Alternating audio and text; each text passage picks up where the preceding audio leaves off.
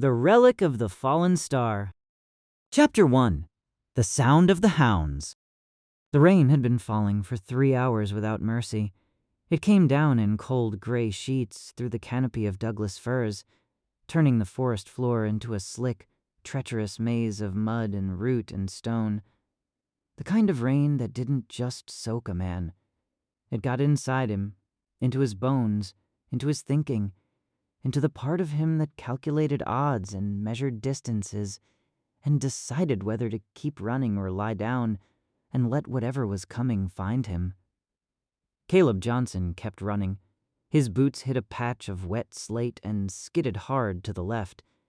He threw his weight into the fall, rolling his shoulder into the hillside instead of his skull, and came up moving without breaking stride. An old habit. He had learned it a long time ago, in a different kind of forest, in a different kind of chase. Back then, it had been training. Now, it was survival. Behind him, maybe 400 yards back and closing, the hounds sang. It was not a pleasant sound. There was nothing noble or romantic about it, the way some people described hunting dogs. That deep, melodic baying that echoed through autumn hills. This was something rower. These were K units, trained not for the hunt, but for the capture, and their voices carried a mechanical urgency that cut through the rain and the wind and the distance like a blade. They were not excited. They were certain. They had his scent locked in their lungs, and they would not lose it. Caleb pushed through a wall of fern and bracken, ducking under a low branch that would have taken his head off at full speed. The forest here was old, genuinely old, the kind of old that made a man feel small and temporary. The firs rose 60, 70, 80 feet above him, their trunks wider than cars, their bark deeply furrowed and dark with moisture. The undergrowth was dense and tangled, a chaos of salal and Oregon grape and fallen timber, slowly being consumed by moss. In daylight, in different circumstances, it might have been beautiful. Right now, it was an obstacle course designed to kill him. He had been running for nearly 2 hours. He knew this stretch of the Cascade foothills reasonably well. He had hunted deer here 3 seasons ago with his cousin Ray, before everything went wrong. But knowing a forest in daylight with a rifle and a packed lunch was a different proposition entirely from knowing it in the gray, failing afternoon light with a busted lip and a posse at your back. He tried to think clearly, tried to organize what he knew. What he knew.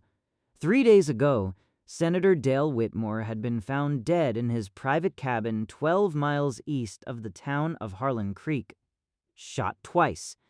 The cabin had been ransacked. A witness, a gas station attendant named Pruitt, who Caleb had never spoken to in his life, claimed to have seen a man matching Caleb's description driving away from the access road at speed. That was the story. That was what Sheriff Len Grady had told the assembled press outside the Harlan Creek Municipal Building, his face arranged into the practiced gravity of a man who had been waiting for exactly this kind of moment. What Caleb knew that Grady did not want known. He had been at the cabin that night. Not to kill anyone. He had gone because Whitmore had called him. Personally, on Caleb's cell phone, a call that lasted 4 minutes and 11 seconds, and which Caleb was certain had been scrubbed from the carrier records by now. Whitmore had been frightened. He had said he had documents.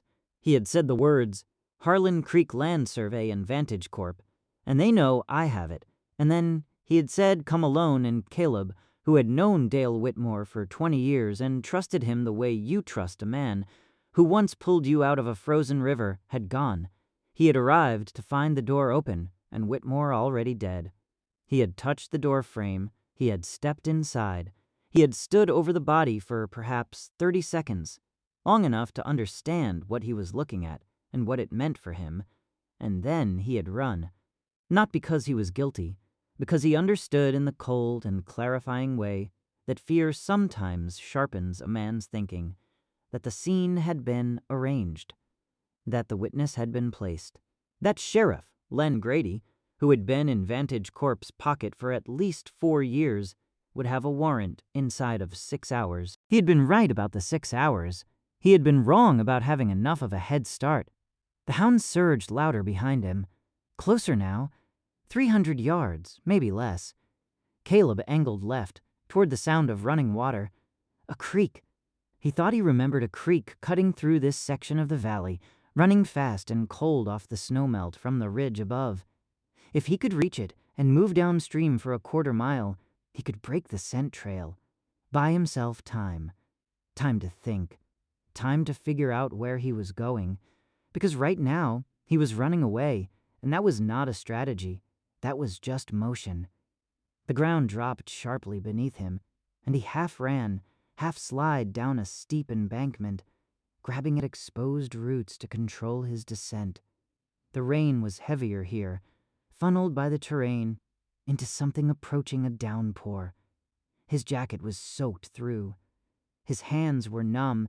He could feel a deep ache in his left knee from where he had twisted it on a hidden route 20 minutes ago, and he was aware, in the distant, managed way that a man in crisis is aware of his body's complaints, that the knee was going to become a serious problem if he didn't find somewhere to stop. He reached the bottom of the embankment and found not the creek he had been hoping for, but a narrow ravine, maybe 15 feet wide, its floor choked with boulders and deadfall.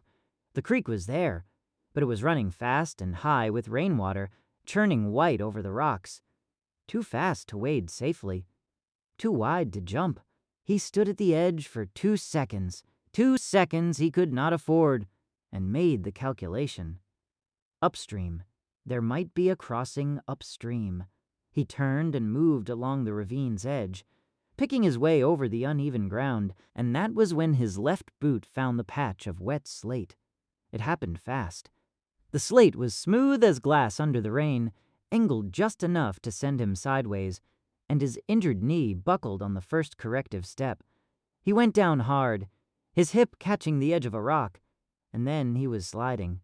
Not a controlled roll this time, but a genuine, uncontrolled slide down the ravine wall, grabbing at roots and finding nothing that held, the cold air rushing past him, and then the ground simply wasn't there anymore, and he dropped. He landed in a tangle of exposed roots at the base of the ravine wall, not the creek.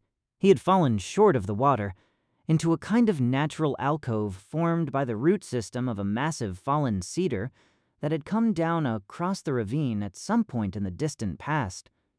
The tree itself was enormous, its trunk 4 feet in diameter, now almost entirely consumed by moss and shelf fungus and the slow, patient work of decay. Its root ball, torn from the earth when it fell, formed a rough wall of tangled wood and compacted soil, perhaps 8 feet high, and at its base, where the roots curved away from the ground, there was a gap, a dark space, a hollow. Caleb lay still for a moment, assessing. His hip hurt. His knee hurt. His left palm was bleeding from where he had grabbed at something sharp on the way down. He could hear the hounds, louder now, much louder. The sound bouncing off the ravine walls and coming at him from multiple directions, so that it was hard to judge distance. He looked at the hollow beneath the roots. It was perhaps 3 feet high at the entrance, widening inside to something larger. Dark. Smelled of earth and cold water, and something older, something mineral and dry beneath the wet. It was not a comfortable space. It was not a safe space in any conventional sense. But it was invisible from above, and right now invisible was the only currency that mattered. Caleb rolled onto his stomach and pushed himself into the hollow. Inside, the sound of the rain changed. It became distant, muffled, a background texture rather than a constant assault. The hollow was larger than it had appeared from outside, perhaps 6 feet deep and 4 feet wide, the ceiling formed by the interlocking roots of the fallen cedar, The floor packed earth that was cold but not wet. Caleb pulled his legs in and lay still, controlling his breathing, listening. The hounds were close, very close. He could hear individual voices now, could hear the handlers calling to each other in short, clipped phrases that the rain and distance reduced to syllables without meaning. He pressed himself against the back wall of the hollow and did not move. It was in that stillness, in that enforced and desperate quiet, that he became aware of the other presence in the hollow. He had not seen it when he crawled in. The light was poor. What little gray illumination filtered through the ravine and the root gaps was barely enough to distinguish shapes. But as his eyes adjusted, as the seconds stretched and the hounds moved along the ravine above him without pausing, he began to make out the details of the space around him. The skeleton was in the far corner. It was not immediately recognizable as human. Time and the earth had done their work thoroughly. The bones were dark, almost black in places, and partially embedded in the compacted soil, as though the ground had been slowly, patiently absorbing them over a very long span of years. The skull was tilted forward, resting on what had once been a chest, and the overall posture was one of deliberate concealment. Knees drawn up, arms folded inward, the whole body arranged in the tight, self-protective curl of something that had crawled into this space and chosen not to leave. Very old. That was Caleb's first coherent thought. Not recently dead. Not a crime scene in any conventional sense. Whatever this had been, it had been here for a very long time. Long enough that the forest had begun to forget it. He might have left it at that. Might have simply noted it and looked away and focused on the sounds outside, on the hounds and the handlers, and the question of whether they were moving away or circling back. But then he saw the object. It was in the skeleton's hands, or rather, in the space where the hands had been, the finger bones now collapsed and partially scattered, but still arranged in a rough cradle around the thing they had once held. It was roughly cylindrical, perhaps 8 inches long, smooth-surfaced and dark. A darkness that was not quite the darkness of the surrounding earth, a darkness that had a quality to it, a depth, as though it were not simply the absence of light, but the presence of something else entirely. And it was warm. Caleb could feel it from 6 inches away, a gentle, steady warmth, like a stone that had been sitting in sunlight, except there was no sunlight here. Had been no sunlight in this hollow for longer than Caleb had been alive. The warmth had no source he could identify. It simply was. He told himself not to touch it. He told himself this clearly and with conviction, the way a sensible man tells himself not to reach into a dark hole without checking what's inside first. And for approximately 4 seconds, he honored that conviction.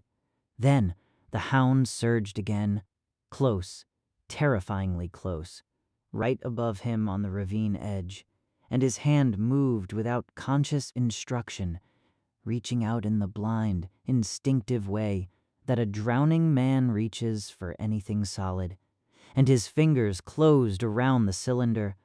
The hollow disappeared. The forest disappeared. The rain, the cold, the pain in his knee, the sound of the dogs, all of it disappeared, instantly and completely, as though a switch had been thrown somewhere at the base of his consciousness, and Caleb Johnson was somewhere else entirely. He was moving at impossible speed through a darkness filled with light. Not the darkness of the hollow. This was the darkness of open space, vast and absolute and ancient, and the lights in it were stars, thousands of them, and they were moving past him with a velocity that made his mind stutter and reach for reference points it did not have. He was in something, a vessel, a craft, a machine built for this kind of movement. and he could feel it around him the way you feel a car around you, as an extension of your own body, responsive and immediate. He was not Caleb Johnson. He understood this without panic, the way you understand things in dreams. As simple fact, requiring no explanation, he was someone else, something else, a consciousness that had lived in this vessel for longer than Caleb's entire civilization had existed, and that consciousness was afraid. Behind him, and he could perceive behind with a clarity that had nothing to do with eyes, something was following, something large, a ship that dwarfed his own, the way a wolf dwarfs a rabbit, and it was gaining, and it had been gaining for a long time, and the options available to him had narrowed to almost nothing. He felt the weapons systems of the pursuing craft charge, felt it the way you feel a change in air pressure before a storm. He made a decision. It was not a decision born of hope.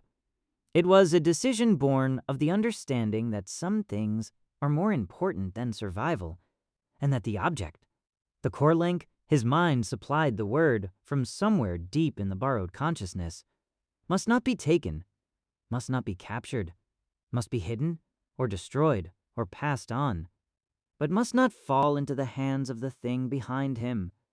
He turned his ship, not away, toward. The impact, when it came, was beyond anything Caleb's nervous system had a framework for. He experienced it as light and sound and force, and then a long, tumbling darkness, and then cold air and green. So much green, an overwhelming alien abundance of green, rushing up to meet him as he fell through atmosphere, through cloud, through the canopy of an enormous forest, branches tearing at him, slowing him, and then the ground. He lay in the forest for a long time. The ship was gone. Both ships, his and the other, scattered across miles of wilderness in pieces too small and too scattered to be easily found. He was injured. He was alone. He was on a world that was not his, in a body that was failing, holding the core link against his chest with both hands and listening to the forest around him. It was a different forest from the one he had fallen into. Older somehow, in the way that time itself felt older. Slower, less pressured, the air cleaner and the silence deeper, and then, through the trees, movement, people. Small groups of them, moving carefully, dressed in ways that told him immediately that this world's civilization was young. Very young. They had seen the falling stars. They were coming to investigate. He moved away from them, not because he feared them. They were not the threat, but because the other had survived. He could feel it somewhere in the forest behind him, damaged but alive, and it would be hunting him, and he would not lead it to these people. He found the hollow beneath the roots of a fallen tree. He crawled inside. He held the core link against his chest and felt it pulse. Once, twice, 3 times, like a heartbeat slowing toward stillness. And he understood that it was reading him, cataloging him, preparing for a transfer that might take years or decades or centuries, waiting for the right hands. He closed his eyes. He did not open them again. Caleb Johnson opened his eyes. The hollow, the roots, the rain, still falling outside, still drumming its cold rhythm on the forest floor above him. The skeleton in the corner, unchanged, patient, ancient. His hand was empty. He looked at his palm. Nothing. No cylinder, no warmth, no object of any kind. He turned his hand over, checked the floor around him, checked the space near the skeleton. Nothing. The core link was gone as completely as if it had never existed. But something had changed. He became aware of it gradually, the way you become aware of a sound that has been present for some time before you consciously register it. A warmth in his palm that had moved, not outward, not into the air, but inward, into the skin, into the tissue beneath, spreading up through his wrist and forearm with a slow, deliberate thoroughness, like ink moving through water. He flexed his hand. The pain from the cut on his palm was gone. He straightened his left leg, bracing for the familiar protest from his injured knee. Nothing. No pain. No stiffness. Nothing. Outside, the hounds had gone quiet. Not the quiet of dogs that had lost a scent and were being recalled. Not the organized, purposeful quiet of a search being redirected. This was a different kind of quiet. Sudden, total, and followed. After a moment, by sounds that Caleb's mind initially refused to correctly identify. Snarling, impact, something heavy hitting the ground. Then silence again. Complete and absolute. Caleb lay still in the hollow beneath the roots of the ancient cedar, his empty hand warm against his chest, and listened to the silence, and understood, without being able to explain how he understood it, that the world outside had just changed in a way that had nothing to do with the rain, or the sheriff, or the charges against him. Something was out there, and it was not the hounds. Chapter 2. The Awakening. Caleb stayed in the hollow for a long time, his back pressed against the cold earth, his heart hammering a rhythm that felt too fast for his body. The silence outside was heavy, unnatural. In these woods, even in a downpour, there was always a sound, the drip of water, the creak of a branch, the rustle of a squirrel. Now, there was only the dull thud of his own pulse. He looked at his hand again.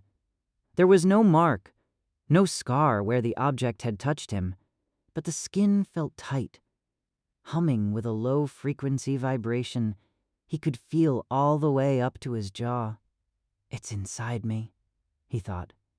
The realization should have terrified him, but instead it brought a strange, icy clarity. The vision of the pilot, the crash, the centuries of waiting, wasn't a dream. It was a download. He shifted his weight, bracing for the familiar sharp protest of his mangled knee. He stood up fully within the cramped space of the roots. Nothing. The joint felt fluid, reinforced, as if the bone had been replaced with tempered steel. He felt stronger than he had at 20, possessed of a vitality that made the air in the hollow feel too thin, too small to contain him. He crawled toward the opening of the root ball and peered out. The ravine was a graveyard. 2 of the hounds lay in the mud 20 yards away. They hadn't been shot. It looked as though a massive weight had simply descended upon them, crushing their rib cages into the earth. Their handlers were nowhere to be seen, but a discarded flashlight lay nearby, its beam cutting a lonely, flickering path through the rain until it hit a tree trunk and died. Caleb stepped out into the rain. Usually, the cold would have made him shiver, but the heat radiating from his core acted like a thermal barrier. He didn't just see the forest, he perceived it. A flicker of movement in his peripheral vision triggered a HUD-like overlay in his mind. It wasn't a screen, but a direct feed into his visual cortex. A heat signature appeared through the dense brush, a man crouched behind a cedar 300 yards up the ridge. Deputy Miller, Caleb's mind whispered. He didn't know how he knew it was Miller, but the relic did. It was scanning the biometric data of the man's panicked breathing, the erratic swing of his rifle. Caleb, a voice cracked over a radio somewhere in the distance, distorted by the rain. Miller, you there? We lost the dogs. Something's wrong out here. Caleb didn't wait for Miller to find his nerve. He turned and began to move. He didn't run like a fugitive anymore. He moved with a predatory grace that felt entirely alien. Every step was perfectly placed. Every branch he pushed aside seemed to move silently. He was covering ground at twice his normal speed. his lungs drawing in oxygen with superhuman efficiency. Warning, a silent voice echoed in the back of his skull. It wasn't a human voice. It was a pulse of data that translated into a concept. Hostile signature detected. Proximity. Meters. Non-human. Caleb stopped. He climbed a jagged rock face that would have taken him 10 minutes to navigate before. He did it in 3 leaps, his fingers finding purchase in the wet stone as if they were magnetized. From the top of the ridge, he looked back down into the valley. The sheriff's men were scattered, their flashlights dancing like panicked fireflies. But behind them, moving through the high canopy with a terrifying, fluid speed, was something else. It was tall, nearly 8 feet, and its skin was the color of a bruised sky, shifting and shimmering to match the bark of the trees. It didn't use the forest floor. It swung from limb to limb, its massive weight barely bending the ancient branches. "The hunter," Caleb whispered. The relic in his chest throbbed in response. A flood of data hit him. Unit designation, Eradicator, mission. Retrieve or destroy core link. Status, active. Biological age, Earth years. The creature wasn't a myth.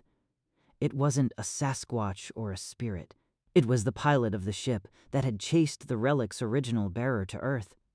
It had been waiting in the high peaks, hibernating, surviving on the fringes of human sight, waiting for the core link to wake up. And Caleb had just rung the dinner bell. Down in the valley, a scream cut through the rain. It was short, punctuated by a sickening crack of bone.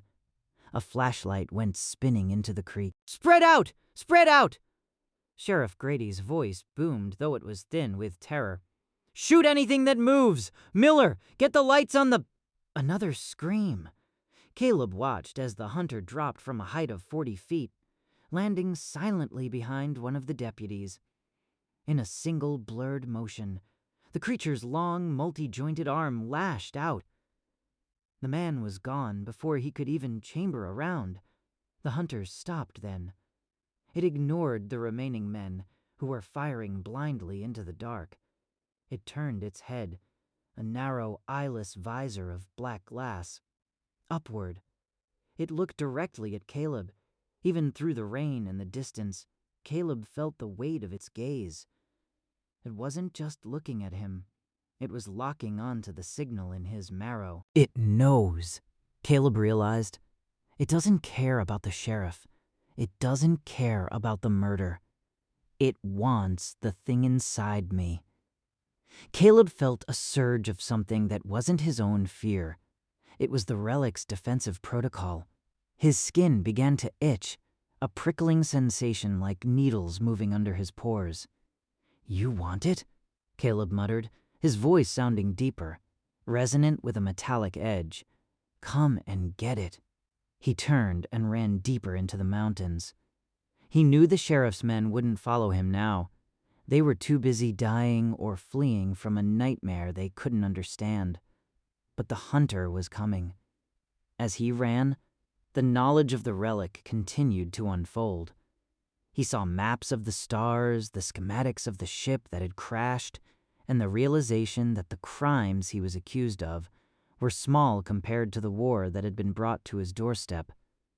He reached a clearing where the trees had been cleared by an old forest fire. The charred remains of trunks stood like blackened ribs against the stormy sky. It was a killing field. Caleb skidded to a halt in the center of the clearing. He could hear the hunter behind him, the heavy thump-thump of its feet hitting the earth as it abandoned stealth for speed. Armor initialization, 40%. The relic pulse. "Faster!" Caleb hissed, clutching his chest as the heat intensified. "I need it faster!" The hunter burst from the tree line. In the dim light, it looked like a demon made of shadow and chrome. It let out a sound that wasn't a roar, but a high-pitched, electronic shriek that vibrated in Caleb's teeth. It lunged, its claws extended, moving faster than a strike of lightning. Caleb didn't move. He couldn't. But as the creature's claws reached for his throat, a shimmering, translucent barrier of violet energy erupted from his skin. The hunter's claws hit the shield with the sound of a sledgehammer hitting an anvil. The shockwave threw the creature back 10 feet. Caleb looked down at his arms.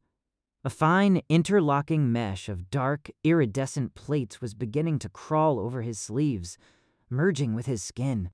It felt light as silk, but hard as diamond. He wasn't just Caleb Johnson anymore. He was the pilot's second chance. The hunter rolled to its feet, its visor glowing with a dull, angry red light. It realized now that this wasn't a simple retrieval. The core link had found a host. The two of them stood in the rain, the fugitive and the alien, while the town of Harlan Creek sat oblivious in the valley below, unaware that the fate of their world was being decided in a graveyard of burnt trees. Caleb raised his fists. For the first time in his life, he wasn't afraid of the dark. He was the dark. "My turn," he said. Chapter 3. Predator in the Pines. The hunter did not move like an animal. It moved like a glitch in reality. One moment, it was crouched 10 yards away, its shimmering skin slick with rain. The next, it was a blur of kinetic energy. It closed the distance in a heartbeat, its massive, 4-fingered hand swinging in a horizontal arc that would have decapitated a normal man. Caleb didn't think. He didn't have time to. The relic handled the processing, overclocking his nervous system until the world seemed to drop into slow motion. He saw the individual droplets of rain suspended in the air, saw the micro-vibrations in the hunter's shifting camouflage.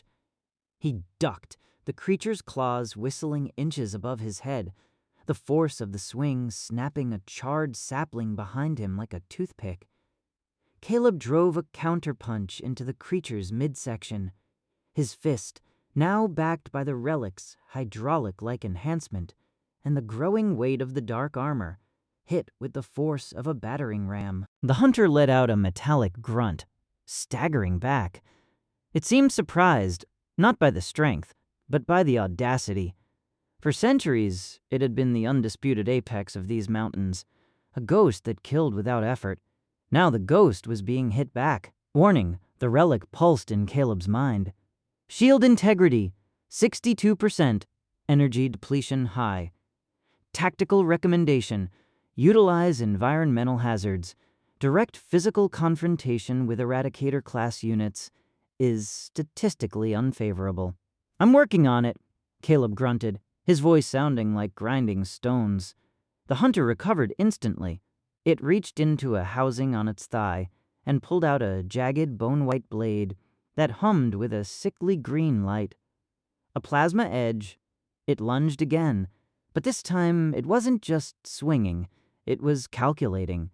It used its superior reach to keep Caleb at a distance, the green blade carving glowing lines through the rain and the dark. Caleb backed away, his boots finding purchase on the slick, blackened earth of the burn zone. He needed to get out of the clearing. In the open, the hunter's speed was an absolute advantage. In the thick timber, things got complicated. He turned and bolted toward the edge of the clearing, where the forest became a vertical nightmare of jagged cliffs and narrow chutes. Behind him, he heard the hunter's electronic shriek, a sound of pure predatory frustration. It pursued, leaping over fallen logs with terrifying ease. Caleb reached the devil's throat, a narrow gorge where the creek dropped 100 feet into a churning pool of white water. The walls were sheer, slick with moss and ice. To a human, it was a dead end. To Caleb, it was a map of opportunities. The relic highlighted a series of handholds, cracks in the basalt, sturdy roots, narrow ledges. Caleb scrambled up the rock face, his armored fingers digging into the stone. He reached a ledge 30 feet up, just as the hunter reached the base of the cliff. The creature didn't climb. It crouched, its powerful legs coiling, and then it launched itself upward in a single massive jump. Caleb was ready. He didn't wait for it to land. He grabbed a loose boulder the size of a truck tire, something he never could have budged an hour ago, and heaved it downward. The rock caught the hunter midair. There was a sickening thud and a burst of sparks as the creature's own kinetic shields flared to life. It tumbled back down into the gorge, hitting the shallow water at the edge of the creek with a splash that echoed like a gunshot. Caleb didn't stop to celebrate. He moved along the ledge, his mind racing. The relic was feeding him more than just tactical data now. It was feeding him memory. He saw the hunter's ship, the Vanguard, and the way its cooling systems were vulnerable to extreme temperature shifts. He saw the way the creature's camouflage struggled with rapid movement across high-contrast backgrounds. It's old, Caleb realized. Like the pilot. It's been on Earth too long. Its tech is degrading. He reached a point where an ancient lightning-struck fir had fallen across the gorge, creating a precarious bridge. Below, the water roared. Caleb stepped onto the log. He stood in the center, silhouetted against the gray sky, a figure of dark metal and human grit. The hunter emerged from the water below. It looked battered. One of its shimmering shoulder plates was cracked, leaking a thick, glowing blue fluid. Its blood. It looked up at Caleb, its visor pulsing a deep, murderous crimson. It began to climb the opposite wall, its movements slower now, more deliberate. It wasn't just hunting anymore. It was hating. "Come on," Caleb whispered, his eyes narrowed. "Let's finish this where the legends started." He felt the relic shift again. The armor was no longer just covering his limbs. It was beginning to form a helmet, a narrow visor of violet light snapping into place over his eyes. His field of vision expanded to degrees. He could see the heat of the hunter's breath, the stress fractures in the log beneath his feet, and the exact moment the creature reached the top of the gorge. The hunter stepped onto the other end of the fallen tree. The massive log groaned under their combined weight. The two predators stood on a bridge of rotting wood, 100 feet above certain death, while the storm screamed around them.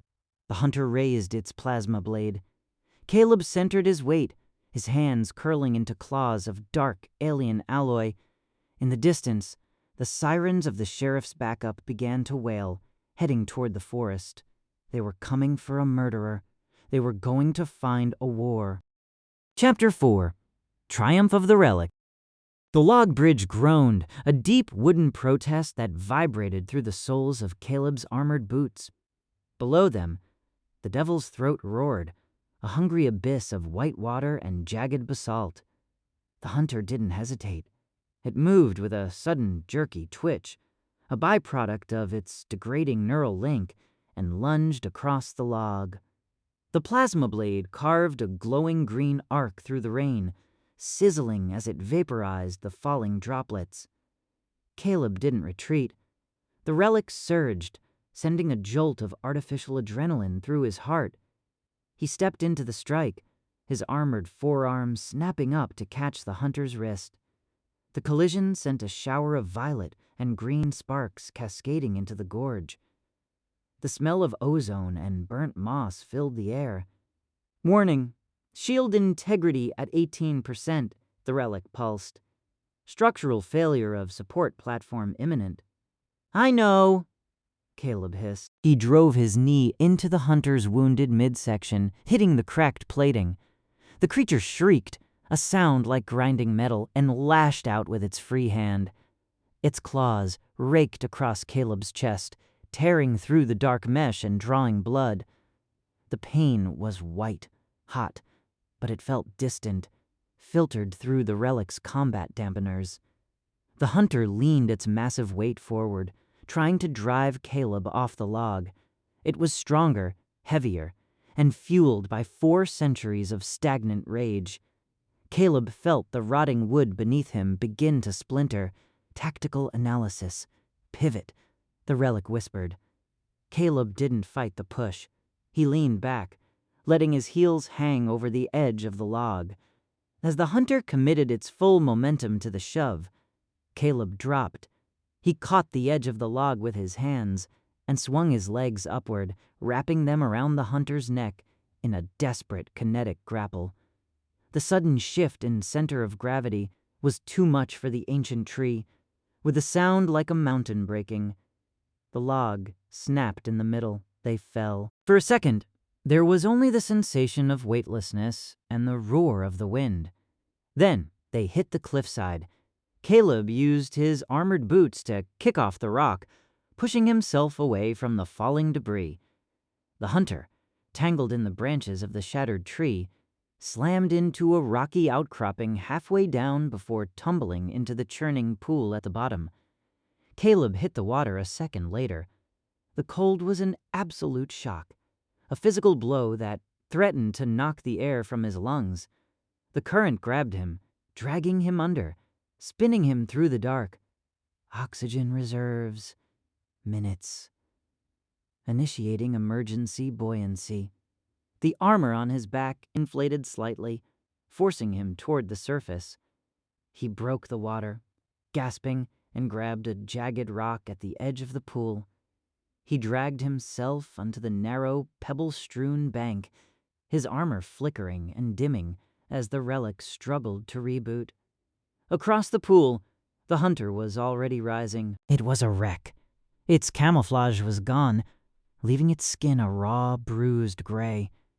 One of its secondary arms hung limp, and its visor was cracked, revealing a single milky white eye that burned with a terrifying intelligence. It had lost its plasma blade in the fall, but it didn't need it. It picked up a jagged shard of the shattered starship, a piece of hull plating that had been embedded in the canyon wall for 300 years, and honed it against a stone. It began to wade across the shallow water toward Caleb. "Still coming, huh?" Caleb coughed, spitting out a mouthful of silt. He tried to stand, but his left leg, the one the relic had healed, was pinned under a heavy piece of the fallen log. He was trapped. The hunter reached the bank. It stood over him, a towering monument to a dead empire. It raised the jagged shard of metal, its shadow falling over Caleb like a shroud. Final memory access. Initiating. The relic pulsed. Suddenly, Caleb wasn't in the gorge. He was back in the vision, but deeper this time. He saw the hunter, not as a monster, but as a soldier. He saw the world they had come from, a place of dying suns and endless war. He saw that the hunter wasn't just a killer, it was a slave to its programming, unable to stop until the core link was returned or destroyed. Caleb looked up into that single, ancient eye. He didn't feel fear anymore. He felt a strange, weary pity. "It's over," Caleb said, his voice steady. "The war is dead. Your ship is gone. Let it go." The hunter paused. For a fraction of a second, the red light in its visor flickered, replaced by a soft, questioning blue. The creature's hand trembled. The centuries of isolation, the degradation of its mind, the sheer exhaustion of the hunt, it all seemed to settle on its shoulders at once. But the programming was too deep.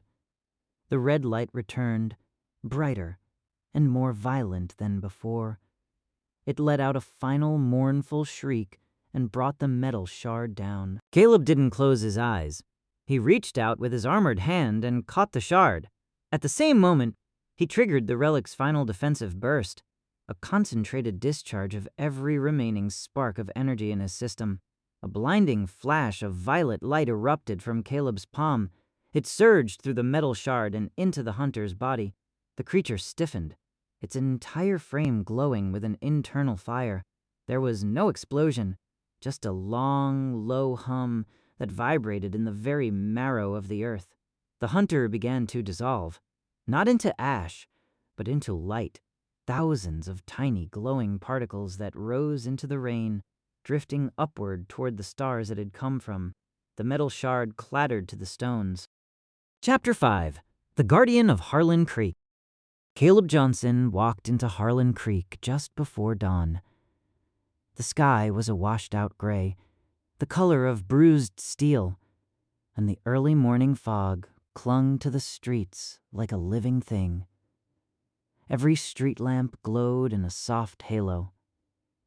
The world felt quiet, heavy with the kind of stillness that follows a night of chaos. Stillness that didn't yet know what had happened up in the mountains. Caleb knew.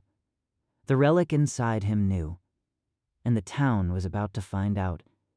He stopped at the edge of Main Street, near the rusted welcome sign that read, Harlan Creek, population 1,982.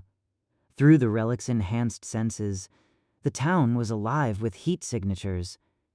People waking early, bakers firing ovens, kids gearing up for school. But those innocent pulses were overshadowed by the colder, sharper ones. Men with guns. Corruption simmering below the surface. Sheriff Leonard Grady's empire. Caleb headed straight for the sheriff's station. The sheriff's last lie. Inside the station, Sheriff Grady paced behind his desk, eyes wide, uniform soaked with rain and sweat. "We lost Miller. We lost the damn dogs." He snapped into the radio. "Johnson's out there. I want him found. I want every exit covered. Understood?" He paused. Static buzzed on the line. "Hello," he barked. A voice answered after a long beat. "Sheriff? Are you sure he's still alive? We found something out there. It looked like... Look, sir. I don't even know what to call it." Grady slammed the radio down. "That's it," he growled. "I'm done babysitting idiots." He turned toward the door. It opened by itself. Caleb stepped inside. The sheriff froze. For a moment, neither spoke. Caleb looked less like a fugitive and more like something out of a legend. Clothes torn, skin streaked with dried alien blood, but standing tall, unnaturally steady. His eyes glowed faintly with the relic's violet undertone. "Morning, Sheriff," Caleb said softly. Grady reached for his gun. Caleb cocked his head. "You don't want to do that." Grady pulled anyway. Caleb didn't block it. He didn't need the armor. He simply moved. So fast that when Grady blinked, the gun was already out of his hand, crushed into a ball of useless metal in Caleb's fist. The sheriff stumbled backward, terror overtaking fury. "What are you?" he managed. Caleb stepped closer. "Still figuring that out, but I know what you are." He grabbed Grady by the collar and shoved him against the wall. Papers fluttered off the desk. A framed photo of Grady with Senator Whitmore hit the floor and cracked. "You framed me," Caleb said, his voice low. "You murdered Whitmore because he found out Vantage Corp was buying you out from the inside. You set me up so you'd have a scapegoat." Grady trembled. "You can't prove anything!" The relic pulsed. "Playback available." Caleb raised an eyebrow. "Actually, I can." A projection flickered to life, thin lines of violet light forming a holographic reconstruction captured from the cabin the night of Whitmore's murder. The relic had scanned the crime scene through Caleb's memories and the residual energy in the cabin walls. It showed Grady entering the cabin, arguing with Whitmore, shooting him. Grady watched himself commit murder, his face drained of color. Caleb leaned in. "You're done." He dropped the sheriff onto the floor like a bag of trash. Local deputies burst through the door with guns drawn, then froze when they saw Grady handcuffed, pale and broken, and Caleb standing calmly beside him. Caleb raised his hands peacefully. "It's over," he said. "Check his office. Check the files. Check the accounts. You'll find everything." The deputies hesitated only a second before turning their guns on their own boss. Grady's kingdom was collapsing. A new call. Outside, the sun finally broke through the fog, casting golden light over the town. Caleb walked out of the station. People stared, some in fear, some in confusion, some with a flicker of hope. Word was already spreading. The sheriff arrested. The truth coming out, the threat up in the forest gone. Caleb felt the relic hum at his core. Host stabilization complete. Energy reserves replenished. Awaiting directive. He stepped into the street. A little girl on a bike stopped and stared up at him. "Mister, are you a superhero?" she asked quietly. Caleb smiled. "No." He paused. "But maybe I can help." From the alley across the street, he sensed something. 3 men armed, moving toward a small shop, planning to rob it. In the old world, Caleb would have walked away. Let the cops handle it. But the relic pulsed inside him with a single undeniable word: protect. Caleb exhaled slowly. "All right," he muttered, rolling his shoulders as the armor beneath his skin began to stir again. "Let's get to work." He stepped off the sidewalk and vanished into the shadowed alleyways with the effortless grace of a predator who had finally chosen a side. Thank you for listening. If you like this story, please subscribe for more.